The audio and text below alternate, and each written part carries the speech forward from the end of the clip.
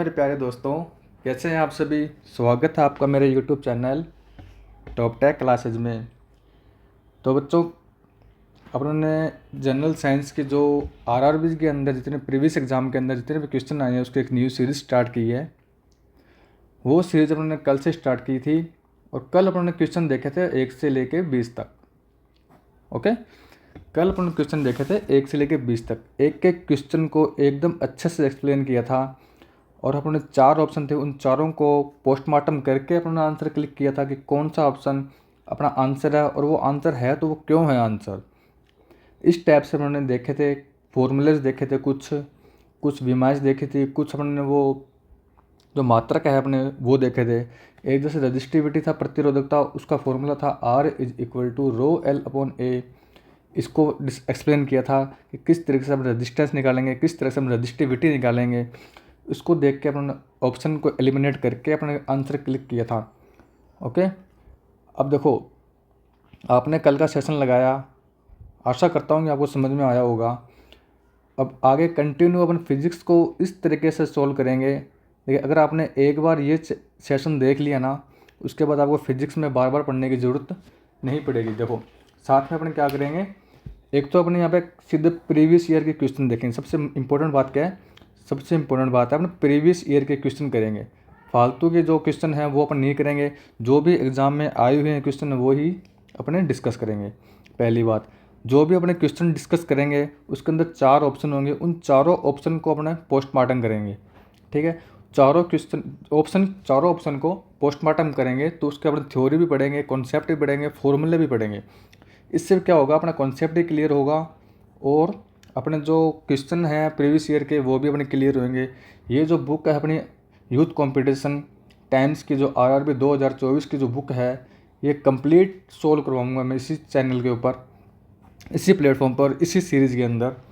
तो आप कंटिन्यू बने रहिए और अपने जो फ्रेंड्स हैं, जो आरआरबी जो रेलवे के एस्पिरेंट्स हैं, उनको ये वीडियो ज़्यादा से ज़्यादा शेयर करें और जितना हो सके अपने फ्रेंड्स को बताएं कि आरआरबी 2024 में जो यूथ कंपटीशन बुक है उसका सॉल्यूशन स्टार्ट हो चुका है।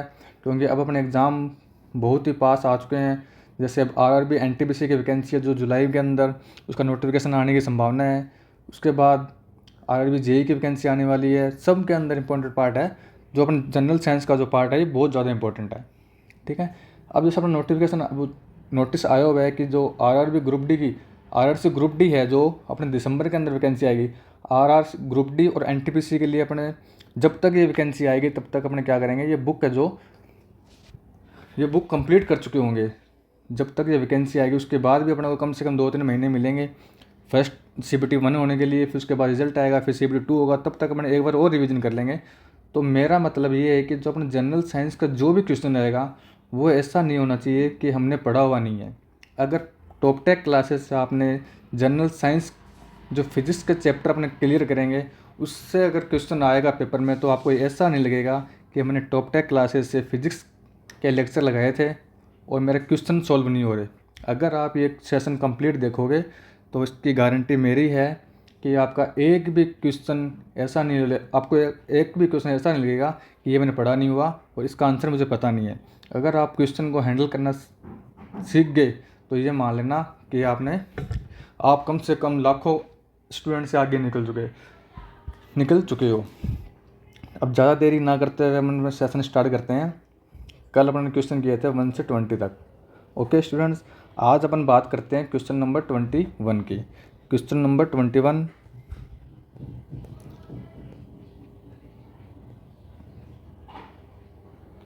क्वेश्चन नंबर 21 ये रहा।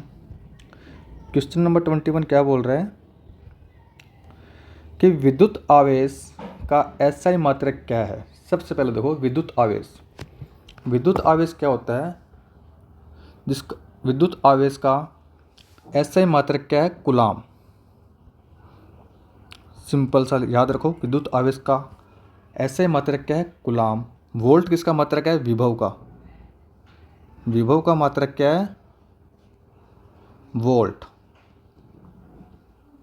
ठीक है, केल्विन किसका मात्रक है बताओ। मैंने कल पीछे बताया था आपको, केल्विन किसका मात्रक है, टेम्परेचर का, जिसको अपन हिंदी में क्या बोलते हैं, ताप। और किलोग्राम, किलोग्राम किसका मात्रक है? द्रव्यमान का। अब देखो इसके अंदर ऑप्शन कितने हैं? 4। अपने चारों ऑप्शन को बिल्कुल पोस्टमार्टम करेंगे कि कौन सा मात्रक किसका है, कौन सा फॉर्मूला किस में लग रहा है, सब देखेंगे। अब देखो क्वेश्चन क्या है अपना, विद्युत आवेश का एसआई मात्रक क्या है? तो अपने क्या करेंगे, देखेंगे ऑप्शन अपना, अगर पढ़ा हुआ होगा अपना तो अपन क्लिक कर देंगे। Option number B is correct answer. Option number B क्या है? कूलाम। विद्युत आवेश का एसआई मात्रक क्या है? कूलाम। अब क्वेश्चन नंबर 22 देखते हो नहीं। क्वेश्चन नंबर 22 क्या बोल रहा है? प्रकाश वर्ष डैश की इकाई है, मतलब बोल रहा है कि प्रकाश वर्ष है वो किसकी इकाई है? प्रकाश वर्ष किसकी इकाई है? दूरी की इकाई है। Option number D is correct answer. जो प्रकाश वर्ष है वो किसकी इकाई है? दूरी की इकाई है। अब देखो एक प्रकाश वर्ष इज इक्वल टू होता है 9.46 इंटू 10⁻15 मीटर। एक प्रकाश वर्ष की वैल्यू कितनी होती है? 9.46 इंटू 10⁻15 मीटर।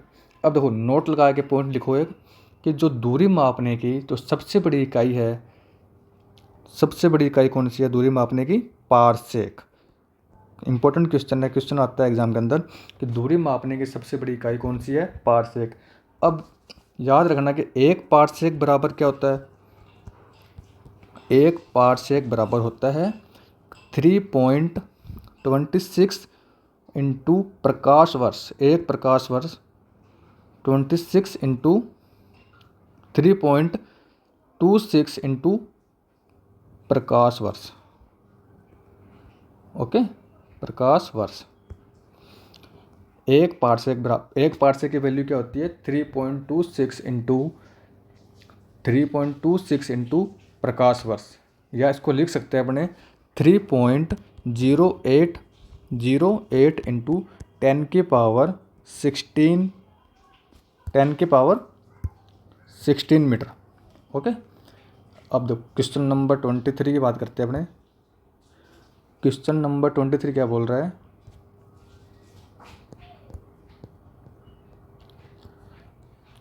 क्वेश्चन नंबर 23, प्रकाश वर्ष नामक इकाई का उपयोग डैश के मापन के लिए किया जाता है। अभी अपन लास्ट 22 नंबर क्वेश्चन में पढ़ा है कि प्रकाश वर्ष किसकी इकाई है? दूरी। तो इसमें ऑप्शन देखो, समय ऑप्शन नंबर फर्स्ट क्या समय, सेकंड क्या दूरी, सी क्या चाल और डी क्या गति। तो अपन को सिंपल सा पता है कि प्रकाश वर्ष किसको नापता है? डिस्टेंस को नापता है, मतलब दूरी को नापता है। प्रकाश वर्ष दूरी को नापता है। और याद रखना कि पारसेक है वो दूरी मापने की सबसे बड़ी इकाई है, वो भी क्या मापती है? दूरी मापती है।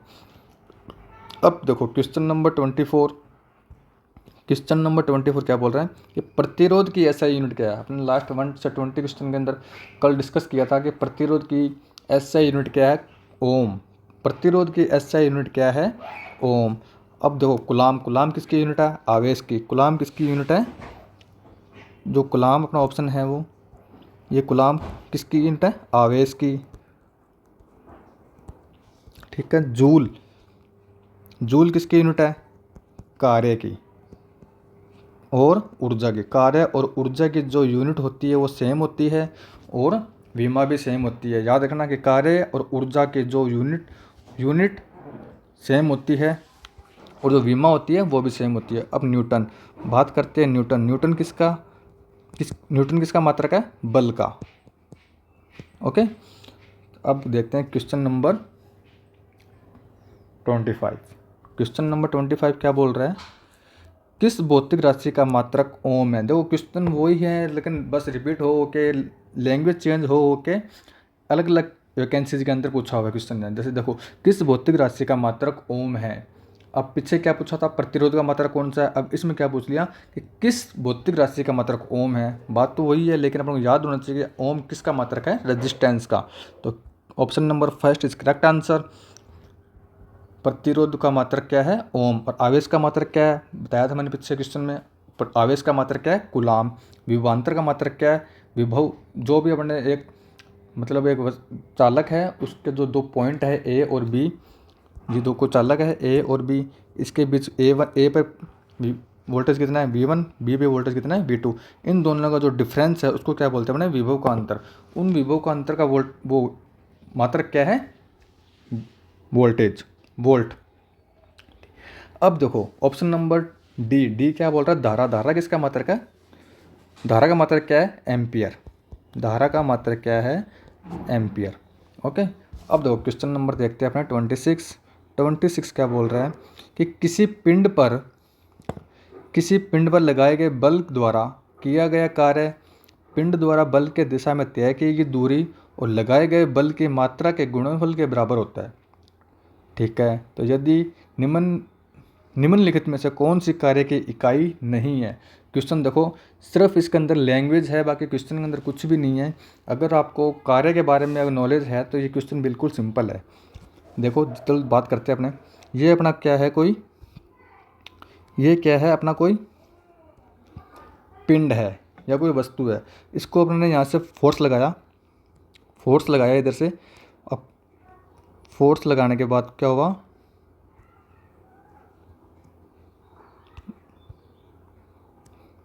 दो, ये कोई वस्तु है अपनी, ये कोई वस्तु है, इधर से फोर्स लगाया F। ठीक है, ये वस्तु क्या हुई? डिस्प्लेस होके वस्तु कहाँ पहुँच गई? अपनी यहाँ पहुँच गई। इसके बीच में ये क्या हुआ? डिस्प्लेसमेंट हुआ वस्तु के बीच में। इसको क्या क्या बोला उन्होंने? S। अब ये वस्तु पहले अपनी यहाँ थी, फोर्स लगाने के बाद वस्तु अपनी यहाँ पे कहाँ पे आ गई? यहाँ आ गई। इधर से फोर्स लग रहा ना, ये फोर्स लगा और वस्तु अपनी यहाँ पे आ गई।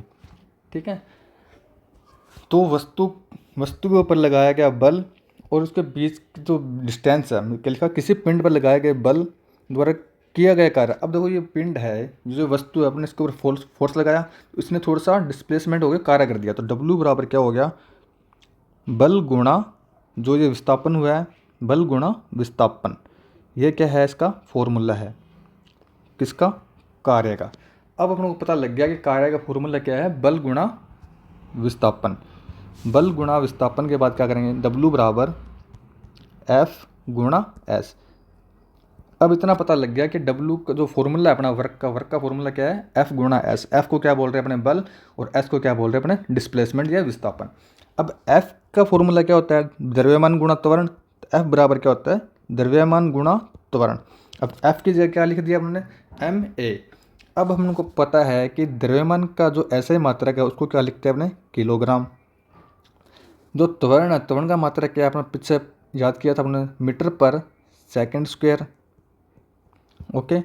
अब जो विस्थापन है, विस्थापन भी एक क्या है? डिस्टेंस है। विस्थापन में डिस्टेंस का, दूरी का मात्रक क्या है? ऐसे मात्रक क्या है? मीटर। वो भी कल लर्न किया था। तो इसका मात्रक क्या निकल गया अपना? मात्रक क्या निकला है? किलोग्राम गुणा metre square upon second square. ये अपना क्या निकल गया? एक कार्य का मात्रक निकल गया, kilogram into metre square upon second square. अब देखो ऑप्शन क्लिक करते हैं। हमने पूछा क्या? आपने से निम्नलिखित में से कौन सी कार्य की इकाई नहीं है? ये तो अपने कार्य की इकाई यूनिट है, kilogram into metre square upon second square. Joule है वो भी कार्य की इकाई है, क्योंकि कार्य की इकाई और जूल की इकाई, कार्य की इकाई और ऊर्जा की इकाई हमेशा सेम होती है। तो ऑप्शन नंबर डी है वो भी कार्य की इकाई है, kilogram metre square upon second square. ये हमने एक्सप्लेन कर लिया बिल्कुल। अब ऑप्शन नंबर सी दे रखा है metre, newton metre. Option number C देखो, डब्ल्यू बराबर क्या होता है? डब्ल्यू बराबर क्या होता है? F S. ठीक है, फोर्स का जो ऐसा ही मात्रक है वो क्या होता है? न्यूटन। और विस्थापन का ऐसा मात्रक क्या होता है? मीटर। तो एक यूनिट अपने ये निकल जाएगी newton metre. Newton metre option number C है, तो ये भी अपने कार्य के यूनिट है। तो अपना ऑप्शन क्या बच गया? ओनली ऑप्शन नंबर ए बच गया कि ये कार्य की इकाई नहीं है। ऑप्शन नंबर सी अपने, ऑप्शन नंबर जो ए है वो अपन क्लिक कर देंगे कि ये जो दे रखा है kilogram metre upon second square, ये कार्य की इकाई नहीं है। इस तरीके से हमने क्या किया? देखो चारों ऑप्शन हमने, सबसे पहले अपने को कार्य का फॉर्मूला लर्न होना चाहिए, याद किया अपने कार्य का फॉर्मूला याद होने के बाद अपने यूनिट निकाली। यूनिट निकालने के बाद फिर अपने क्या किया? दूसरी यूनिट निकाली। एफ को क्या बोलते हैं? फोर्स की ऐसे यूनिट क्या होती है? न्यूटन। फिर डिस्प्लेसमेंट को अपने किससे शो करते हैं? मीटर। दूरी से दूरी का ऐसे मात्रक क्या होता है? मीटर। तो ये अपना ऑप्शन भी, ऑप्शन नंबर सी के अंदर दे रखा था न्यूटन मीटर, तो ये भी कार्य की इकाई थी। तो ओनली ऑप्शन ए ही बचता है जो कि किलोग्राम मीटर पर सेकंड स्क्वायर। ये option number A is correct answer. Okay. अब क्वेश्चन नंबर देखते हैं अपने 27 कि 27 क्या बोल रहा है अपना। 27 क्या बोल रहा है, लेंस की शक्ति की एसआई यूनिट क्या है। अब देखो लेंस की शक्ति का एसआई यूनिट क्या है। लेंस की शक्ति कल बात की थी अपने, पीछे क्वेश्चन आया था एक कि लेंस की शक्ति का मात्रक क्या है। तो लेंस की शक्ति का एसआई मात्रक है, याद रखना, डायोप्टर।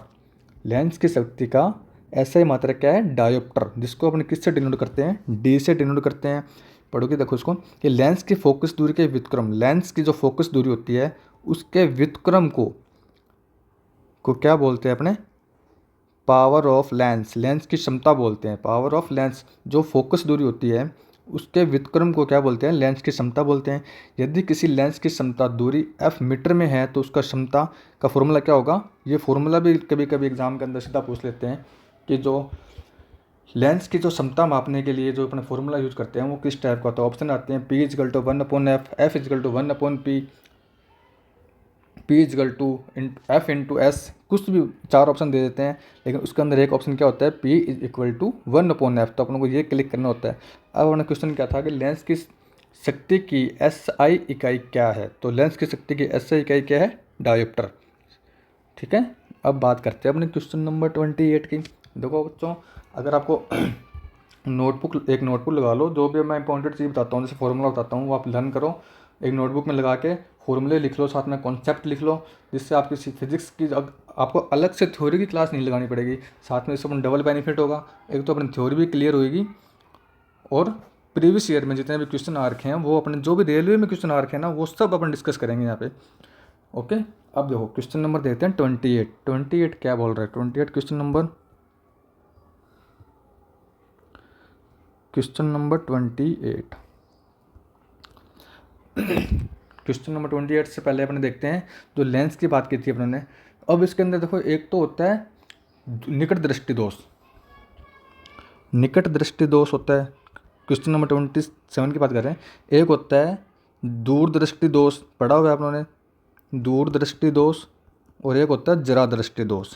ये तीन जरा दृष्टि दोष, ये 3 टॉपिक पॉइंट है जिसके भी क्वेश्चन अपने एग्जाम में देखने को मिल जाते हैं। दूरदृष्टि, निकट दृष्टि, दूर दृष्टि और जरा दृष्टि। अब निकट दृष्टि दोष क्या होता है, निकट दृष्टि दोष होता है कि इस जो किसी व्यक्ति को अगर निकट दृष्टि दोष है तो उसका मतलब क्या होता है कि वो दूर की वस्तु को, जो दूर की वस्तु होती है उसको नहीं देख पाता। निकट दृष्टि दोष का मतलब ये हो गया कि जो दूर की वस्तु है उसको वो नहीं देख पाएगा और पास की वस्तु को वो देख सकता है। ठीक है, अब दूरदृष्टि के अंदर क्या होता है, दूरदृष्टि का इसका निकट दृष्टि का उल्टा होता है। ये दूर की, नज़दीक की वस्तु को नहीं देख पाता, जो कि पास की वस्तु होती है ना, बिल्कुल अपने को पास में देखना होता है। अगर व्यक्ति को दूरदृष्टि दोष है तो वो पास की वस्तु को नहीं देख पाएगा और जो दूर की वस्तु है उसको देख लेगा। और जरा दृष्टि दोष क्या होता है, जरा दृष्टि दोष के अंदर क्या होता है, तो ये वृद्धावस्था के अंदर ये रोग ये जो रोग है ये कब लगता है, ये अपने वृद्धावस्था की कंडीशन के अंदर लगता है। उस टाइम क्या होता है, तो देखने की जो क्षमता होती है वो वृद्धजनों के अंदर कमज़ोर हो जाती है, वृद्धजनों के अंदर कम हो जाती है। ठीक है, और इसके अंदर क्या है, वृद्धावस्था के कारण आँख की जो देखने की क्षमता है वो घट जाती है या समाप्त हो जाती है, जिसके कारण व्यक्ति न तो दूर की वस्तु और न ही निकट के वस्तु को देख पाता है। ठीक है, वो कौन सी कंडीशन में आता है, जरा दृष्टि दोष के अंदर। अब देखो, अब देखते हैं हमने क्वेश्चन नंबर 28। रेडियोधर्मी पदार्थ द्वारा उत्सर्जित होने वाली विकिरण की मात्रा को डैश नामक पारंपरिक इकाई में मापा जाता है। देखो, अगर रेडियो एक्टिविटी, रेडियोधर्मी की कहीं अगर इस वर्ड की बात करते हैं तो उसके अंदर सीधा सिंपल सा देखो क्वेश्चन, जो अपने ऑप्शन दे रखे हैं उसको एलिमिनेट करो। वाट, वाट किसकी इकाई है, पावर की। वाट किसकी इकाई है, पावर की। एम्पियर, एम्पियर किसकी इकाई है, करंट की। ओके, पास्कल, पास्कल किसकी इकाई है, पास्कल किसकी इकाई है, दाब की या प्रेशर की। अब ऑप्शन नंबर बच गया अपना एक लास्ट, क्यूरी। क्यूरी किसकी इकाई है, रेडियोधर्मी पदार्थ की। ओके, रेडियोधर्मी पदार्थ की जो एसआई यूनिट है वो क्या है, क्यूरी। ओके, अब देखते हैं क्वेश्चन नंबर 29।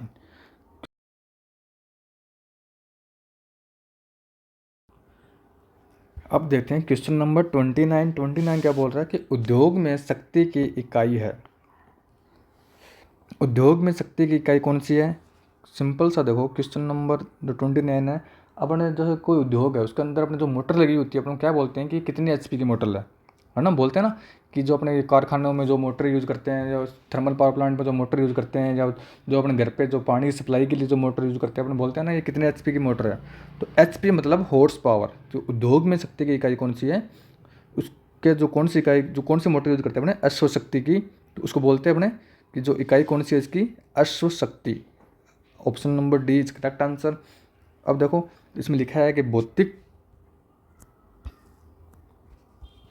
भौतिकी में शक्ति या विद्युत शक्ति वह दर होती है जिस पर कोई कार्य किया जाता है। शक्ति क्या होती है कि किसी भी कार्य को करने की दर या किसी भी कार्य को करने की क्षमता, उसको क्या बोलते हैं अपने, शक्ति। डब्ल्यू बराबर क्या, पी बराबर क्या होता है, W upon T. W upon T work की यूनिट क्या होती है, जूल बटे टी की यूनिट क्या होती है, सेकंड। ये क्या है इसका, ये क्या हो गया, इसका मात्रक हो गया किसका, शक्ति का। अब देखते हैं क्वेश्चन नंबर अपने 30। क्वेश्चन नंबर 30 ये देखो, एक हॉर्स पावर की वैल्यू क्या है, 746 वाट या जूल पर सेकंड। पी बराबर क्या होता है, डब्ल्यू अपॉन टी।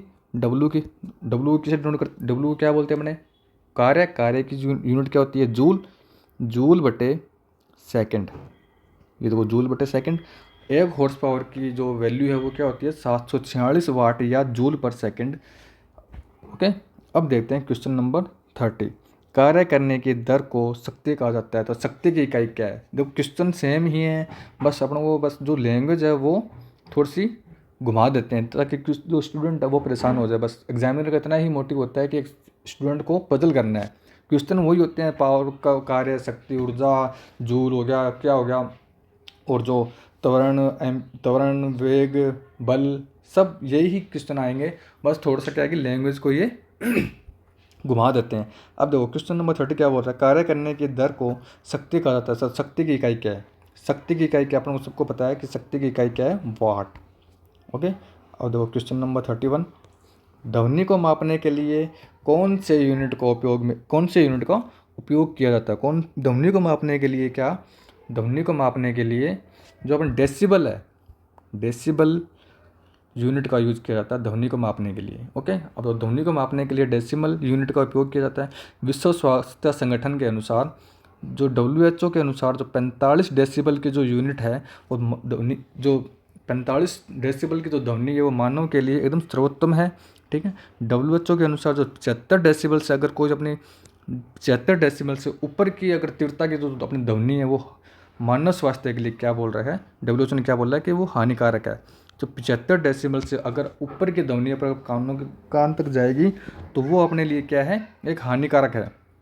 और 45 डेसिबल की ध्वनि मानव के लिए, जो अपने ह्यूमन बॉडी के लिए, वो एकदम बेस्ट सूटेबल बोल सकते हैं अपने।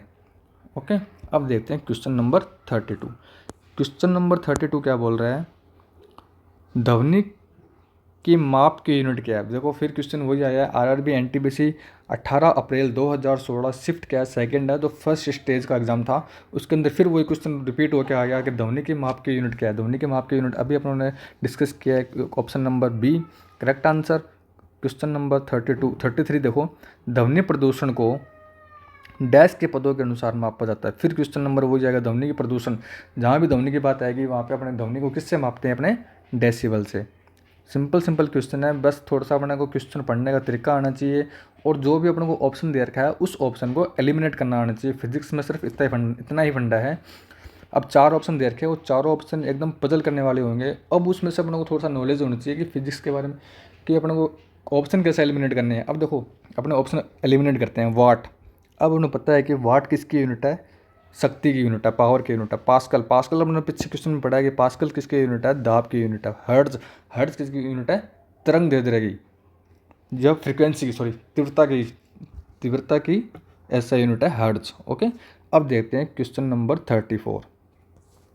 क्वेश्चन नंबर 34 क्या बोल रहा है कि ऐसे प्रणाली में प्रतिबल की माप की इकाई क्या है। प्रतिबल की माप की इकाई, सबसे पहले देखो प्रतिबल का फॉर्मूला प्रतिबल का फॉर्मूला क्या होता है, आंतरिक प्रतिरोधी बल बटे क्षेत्रफल।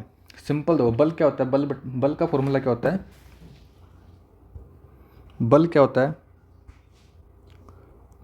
बल क्या होता है, बल बट नहीं पर क्या बोल रही है,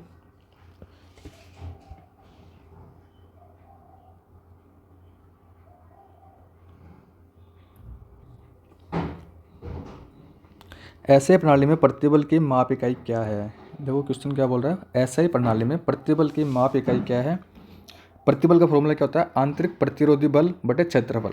आंतरिक प्रतिरोधी बल, बल का फॉर्मूला, बल का जो एसआई यूनिट है वो क्या होती है, न्यूटन, बट क्षेत्रफल की एसआई यूनिट क्या होती है, मीटर स्क्वायर। तो अपन बोल सकते हैं कि जो ऐसे प्रणाली में प्रतिबल की जो इकाई है वो क्या होती है, न्यूटन पर मीटर स्क्वायर। तो न्यूटन पर metre square, answer number C, option number C is correct answer है। अब वो बल की एसआई यूनिट क्या है, न्यूटन, शक्ति की एसआई यूनिट क्या है, वाट। अब दो क्वेश्चन नंबर देखते हैं अपने 35। क्वेश्चन नंबर 35 क्या आता है, मिलान, निम्न निम्न को मिलान कीजिए। अब ये क्या है, मिलाने वाला क्वेश्चन आ रखा है, किस में आएगा, एसएससी, एसएसई, आरआरबी एसएसई में आया हुआ है। ठीक है, मिलान करना है अपने को। अब देखो अपने को पता होता है चुंबकीय फ्लक्स घनत्व, चुंबकीय फ्लक्स घनत्व को जो चुंबकीय फ्लक्स घनत्व का जो यूनिट होती है वो क्या होती है, चुंबकीय फ्लक्स घनत्व की यूनिट होती है टेस्ला। चुंबकीय फ्लक्स घनत्व की जो यूनिट होती है वो क्या होती है, टेस्ला। ठीक है, सौ प्रण सेल्फ इंडक्टेंस की, सौ प्रण को क्या इंग्लिश में क्या बोलते हैं, सेल्फ इंडक्टेंस। सेल्फ इंडक्टेंस की जो यूनिट होती है वो क्या होती है, हेनरी। याद करने वाली चीज़ें हैं। चुंबकीय फ्लक्स तो नॉर्मली अपने यूज करते रहते हैं, चुंबकीय फ्लक्स तो उसकी यूनिट क्या होती है, वेबर। तो अपना ऑप्शन देखो, फर्स्ट का ए, ऑप्शन सी और डी के अंदर आ रहा है। अब टू का C, option number D is correct answer. आपने क्वेश्चन देखा, अब उन्हें पता है चुंबकीय फ्लक्स घनत्व की जो यूनिट है वो क्या है, टेस्ला। चुंबकीय फ्लक्स घनत्व की यूनिट क्या है। अब देखो कंफ्यूज करने वाला क्वेश्चन क्या है, चुंबकीय फ्लक्स घनत्व क्वेश्चन आएगा, चुंबकीय फ्लक्स घनत्व की यूनिट क्या है, उसमें ऑप्शन होंगे टेस्ला, वेबर, हेनरी, सब होंगे। तो अपन को ऑप्शन क्या क्लिक करना है, टेस्ला। चुंबकीय फ्लक्स घनत्व की जो यूनिट है वो टेस्ला है, और चुंबकीय फ्लक्स की जो यूनिट है वो क्या है, हेनरी।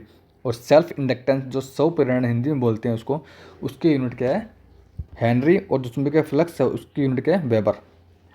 ओके, अब देखते हैं क्वेश्चन नंबर 36। क्वेश्चन नंबर 36 क्या बोल रहा है,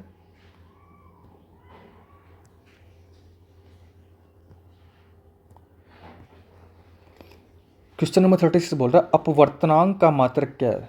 देखो अपवर्तनांक क्या होता है, अपवर्तनांक क्या होता है, क्वेश्चन नंबर 36 क्या बोल रहा है, अपवर्तनांक का मात्रक क्या है। अपवर्तनांक, अब अपवर्तनांक क्या होता है, अपवर्तनांक का सबसे पहले पॉइंट नोट करो कि अपवर्तनांक का कोई भी मात्रक नहीं होता। अपवर्तनांक का कोई मात्रक नहीं होता और ना ही इसकी कोई विमा होती है। ओके, अब देखो अपवर्तनांक का कोई मात्रक नहीं होता। किसी माध्यम का अपवर्तनांक वह संख्या है जो बताती है कि उस माध्यम में जो विद्युत चुम्बकीय तरंग की चाल किसी अन्य माध्यम की अपेक्षा कितना गुना कम है या अधिक है, उसको क्या बोलते हैं, अपने अपवर्तनांक बोलते हैं। तो इसका जो करेक्ट आंसर है, अपवर्तनांक का सिंपल क्या है कि अपवर्तनांक की ना तो कोई विमा होती है और ना ही कोई मात्रक होता है। Option number C is correct answer. अब देखो क्वेश्चन नंबर देखते हैं 37 क्या बोल रहा है, क्वेश्चन नंबर 37 क्या है, निम्न में से किसे जूल में मापा जाता है। अब हमने कितनी बार डिस्कस कर लिया कि जूल है वो किसकी इकाई है, जूल है वो कार्य की इकाई है और ऊर्जा की इकाई है, ये अपनों को पता है। जूल कार्य और ऊर्जा की इकाई क्या है, जूल है। याद कर लो इसको, ये क्वेश्चन आपको बार बार देखने को मिलेगा, किसी न किसी शिफ्ट में जरूर मिलेगा ये क्वेश्चन देखने के लिए आपको। ये देखो आरआरबी एनटीपीसी जो अपने लास्ट ईयर 2021 की वैकेंसी थी उसके अंदर 28 जनवरी को जो एग्ज़ाम था शिफ्ट फर्स्ट का, उसके अंदर क्वेश्चन आया हुआ है कि निम्न में से किसे जूल में मापा जाता है।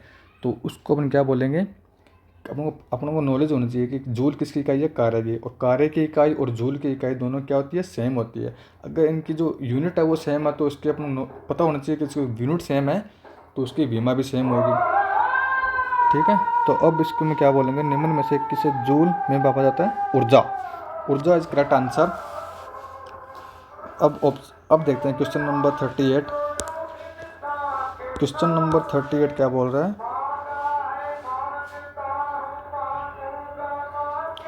क्वेश्चन नंबर 38, निम्नलिखित में से किसकी इकाई ऊर्जा की इकाई के समान है? निम्नलिखित में से किसकी इकाई ऊर्जा की इकाई के समान है? अभी लास्ट अपने अभी 37 में डिस्कस किया है कि ऊर्जा की इकाई के समान किसकी इकाई है? कार्य की इकाई है। Question number option number C is correct answer. Question number 39, question number 39 कह रहा है शक्ति की इकाई को क्या कहा जाता है? शक्ति की इकाई को क्या कहा जाता है? वाट कहा जाता है। Option number first is correct answer. Question number 40, question number 40 क्या बोल रहा है? निम्नलिखित में किसकी कोई इकाई नहीं होती? किसकी कोई भी इकाई नहीं होती? घनत्व। अब अपने ऑप्शन एलिमिनेट करेंगे। देखो घनत्व क्या होता है? द्रव्यमान बटे आयतन।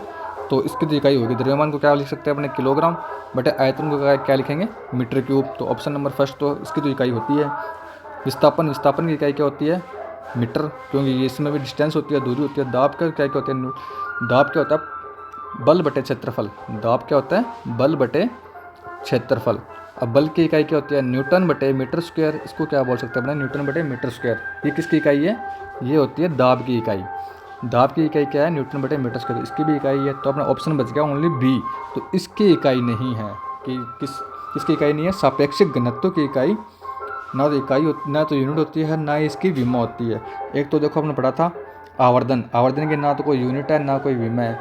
उसके बाद अपने पढ़ा सापेक्षिक घनत्व, ना तो इसकी यूनिट है और ना इसकी विमा है। ओके, अब देखते हैं क्वेश्चन नंबर 41। क्वेश्चन नंबर 41 क्या बोल रहा है? एम्पियर सेकंड किसकी इकाई है? एम्पियर सेकंड किसकी इकाई है? सबसे पहले अपने को पता होना चाहिए कि जो एम्पियर सेकंड है उसको जो धारा है उसका फॉर्मूला क्या होता है? आई इज इक्वल टू क्या होता है? Q upon T. आई क्या है? करंट है, धारा है। क्यू क्या है? आवेश है। टी क्या है? समय। तो क्या बोल रहा है ये? Ampere second. एम्पियर सेकंड कैसे बनाएंगे अपने? ये क्या है? धारा की यूनिट क्या होती है? एम्पियर। धारा की यूनिट क्या होती है? एम्पियर। धारा की यूनिट देखो, आई इजकल टू क्या होता है? Q upon T. आई क्या है? एम्पियर,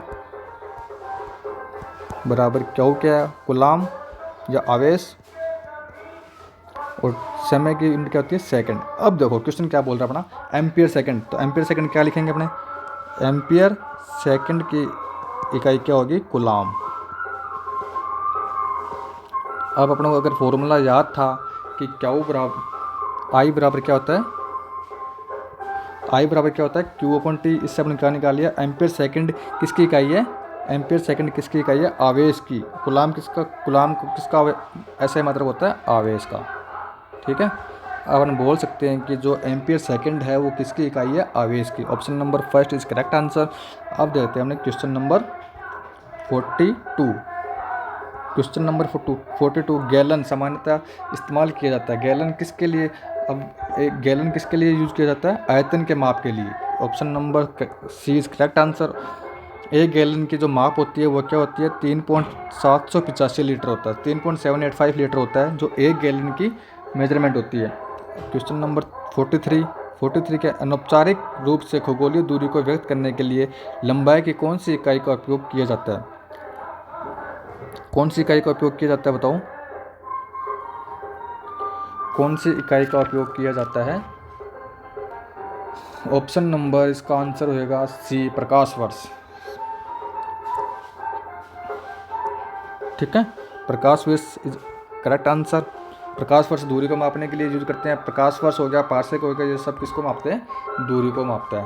अब क्वेश्चन नंबर 44, रेजिस्टेंस की यूनिट क्या है? अब देखो बात वही है, रेजिस्टेंस को उसने हिंदी में लिख दिया। रेजिस्टेंस को इंग्लिश में क्या?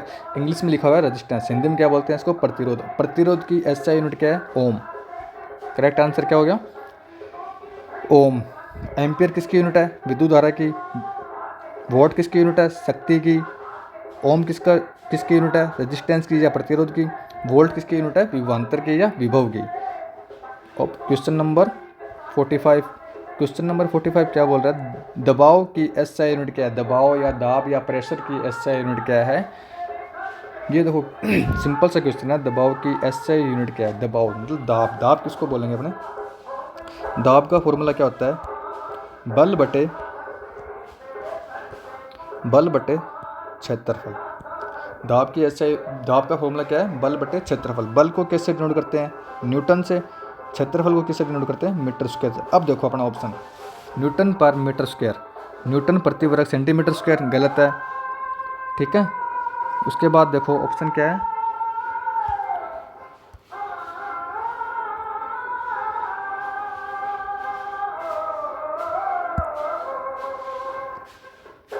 अपना दाब के बारे में क्या लिखा है, न्यूटन बटे मीटर स्क्वायर।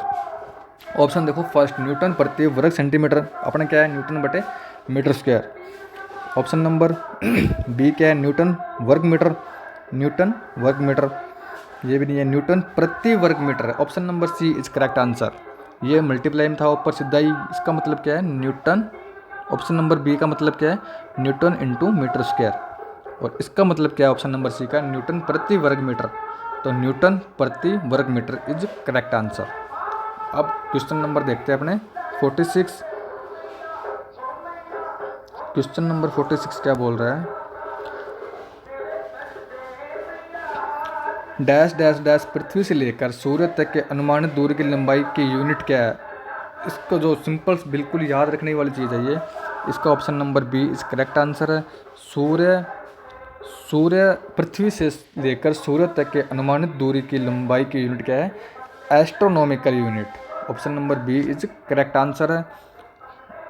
देखो सूर्य और पृथ्वी के बीच की दूरी, सूर्य और पृथ्वी के बीच की मध्य दूरी को एस्ट्रोनॉमिकल यूनिट कहते हैं। क्या बोल रहा है ये, जो सूर्य और पृथ्वी के बीच की जो एवरेज दूरी है, ठीक है, एवरेज दूरी को अपन क्या बोलते हैं, एस्ट्रोनॉमिकल। क्वेश्चन आ सकता है कि सूर्य और पृथ्वी के बीच के जो एवरेज डिस्टेंस होती है उसको क्या बोलते हैं अपने, light years, astronomical unit, kelvin या जूल। क्वेश्चन किसी भी टाइप का आ सकता है, तो अपने को याद रखना होगा कि सूर्य और पृथ्वी के बीच जो एवरेज डिस्टेंस होती है उसको क्या बोलते हैं अपने, एस्ट्रोनॉमिकल। एक एस्ट्रोनॉमिकल की यूनिट क्या है, 1.495 इंटू 10 के पावर 11 मीटर। एक एस्ट्रोनॉमिकल की यूनिट क्या है, 1.495 इंटू 10 के पावर 11 मीटर। ओके, अब बात करते हैं क्वेश्चन नंबर 47 की। क्वेश्चन नंबर 47 क्या है, बल की इकाई क्या है। बल की इकाई उन्होंने अभी पढ़ा है, बल बराबर क्या होता है, द्रव्यमान गुणा त्वरण। F बराबर क्या होता है, बल की इकाई क्या है, F बराबर क्या होता है, ma। अपने बल की इकाई निकालेंगे, m क्या होता है, द्रव्यमान किलोग्राम, a क्या होता है, त्वरण, त्वरण की इकाई क्या होती है, मीटर पर सेकंड स्क्वायर। तो इसकी इकाई क्या निकल गई, किलोग्राम गुणा मीटर सेकंड माइनस 2। ये सेकंड स्क्वायर है, ऊपर लेके जाएंगे इसको तो क्या हो जाएगा, माइनस में चेंज हो जाएगा, -2। तो अब देखो इसकी इकाई क्या होगी, option number B is correct answer, kilogram into metre second inverse -2। Okay, अब देखते हैं क्वेश्चन नंबर 48। क्वेश्चन नंबर 48 क्या बोल रहा है, क्वेश्चन नंबर 48 क्या बोल रहा है कि बल की एसआई यूनिट क्या है। बल की एसआई यूनिट सिंपल सा सबको पता है कि न्यूटन है। केल्विन किसकी एसआई यूनिट है, टेम्परेचर की है। पास्कल किसकी है, प्रेशर की है। दाब की है। वोल्ट किसकी है, विभवांतर की है। ओके, अब देखते हैं क्वेश्चन नंबर 49। क्वेश्चन नंबर 49 क्या, निम्नलिखित में से कौन सी मात्रा और उसकी एसआई इकाई सही रूप में सम्मिलित नहीं है। नहीं है के ऊपर ज़्यादा ध्यान देना। अपने एग्जाम के अंदर प्रेशर होता है कि अपने को सिर्फ क्वेश्चन दिखता है, अपने ये जो नहीं वर्ड है ये पढ़ ही नहीं पाते, इसी कारण अपना आंसर क्या हो जाता है, गलत हो जाता है। और रेलवे जानबूझकर क्या करता है कि जो ये नहीं वाले क्वेश्चन है ना वो बहुत ज़्यादा पूछती है, कि ताकि स्टूडेंट्स प्रेशर के कारण ये नहीं वर्ड ना पढ़े और ऑप्शन अपना क्लिक हो जाए। इस कारण क्या हो जाता है कि ये अपना आंसर है वो गलत हो जाता है। अपन को क्या करना है, एकदम रिलैक्स माइंड से एग्ज़ाम देना होता है और क्वेश्चन को पढ़ो कि निम्नलिखित में से कौन सी मात्रा और उसकी एसआई इकाई सही रूप से सम्मिलित नहीं है।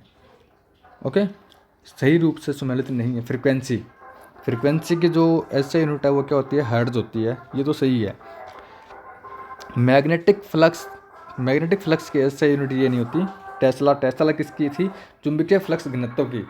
अपने पीछे पढ़ा था चुंबकीय टेस्ला किसकी इकाई थी? चुंबकीय फ्लक्स घनत्व की। ठीक है। प्रेशर की इकाई क्या है? पास्कल सही है। इलेक्ट्रिक कंडक्टेंस की सीमेंस, एक नई यूनिट आई है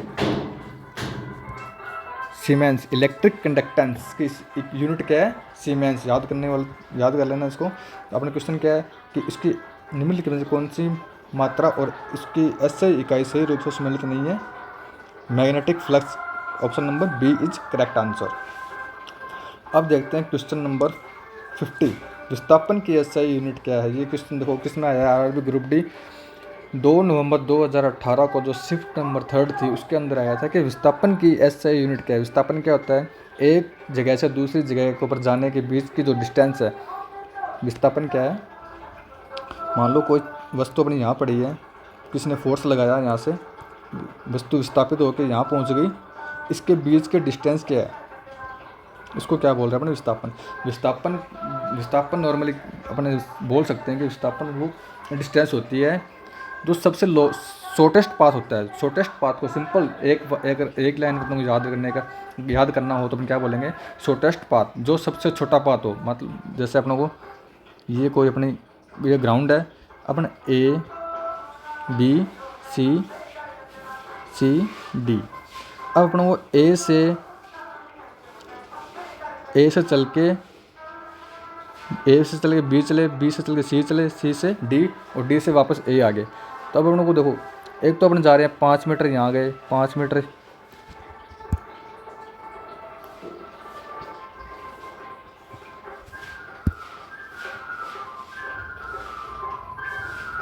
यहाँ से चल के A B C D 5 5 5 5।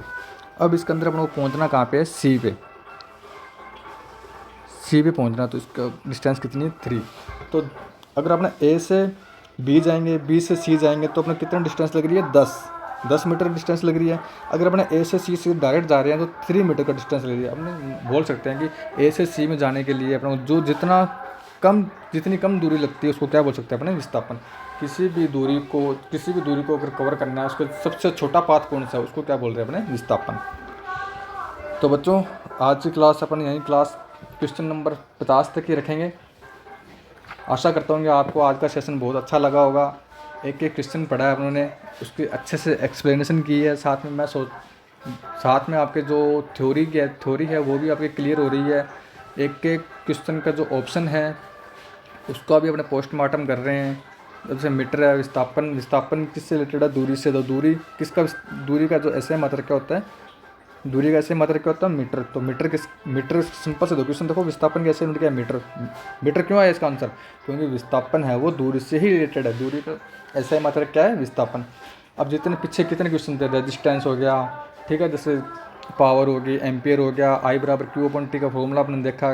इससे अपने I/Q/T से अपने अलग अलग 3 तरीके से फॉर्मूला निकाल सकते हैं। उस तरीके से अपने एक क्वेश्चन का पोस्टमार्टम किया है। तो आज की क्लास अपन बच्चों यहीं तक रखते हैं। कल से अपने स्टार्ट करेंगे वापस 21 से। इसी तरीके से अपने ये जो आरआरबी जो ये 2024 की बुक है यूथ कंपटीशन की, ये कंप्लीट इसी टॉप टेक क्लासेस के जो चैनल है, यूट्यूब चैनल है, इसके ऊपर हमने क्लियर करेंगे और विद एक्सप्लेनेशन के साथ करूँगा। ओके। आप अपने जितने भी फ्रेंड्स हैं उनको सबको बता देना कि जो अपने यूथ कंपटीशन में जितने प्रीवियस ईयर के अंदर जो भी क्वेश्चन आ रखे हैं उसको अपने जो सेशन है वो स्टार्ट हो चुका है। अब जो आने वाली वैकेंसी ग्रुप डी की वैकेंसी है उसके लिए भी बहुत ज़्यादा इंपॉर्टेंट पार्ट है। जो अपने जनरल जो सामान्य विज्ञान का जो कॉन्सेप्ट है वो अपना बहुत ज़्यादा इंपॉर्टेंट पार्ट है। ओके। तो बच्चों आज की क्लास यहीं तक रखते हैं अपने। धन्यवाद।